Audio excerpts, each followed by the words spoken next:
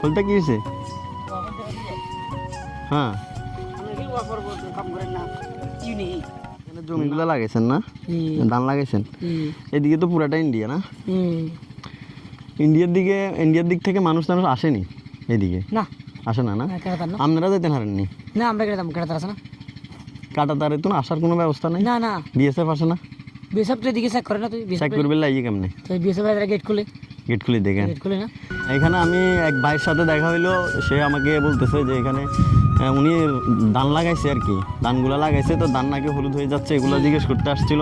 তো আমি বললাম যে আমি হচ্ছে ইউটিউবার, ভিডিও করি, আমি ধানের ব্যাপারে এগুলো হচ্ছে কৃষি অফিসাররা জানে। তো উনি আমাকে এমনি বলতেছে সব দিকে ইন্ডিয়া বা দেখতেছি, উনি আমাকে বলতেছে আমরা বসবাস করি গ্যাপের ভিতরে। হ্যাঁ, গ্যাপের ভিতরে না।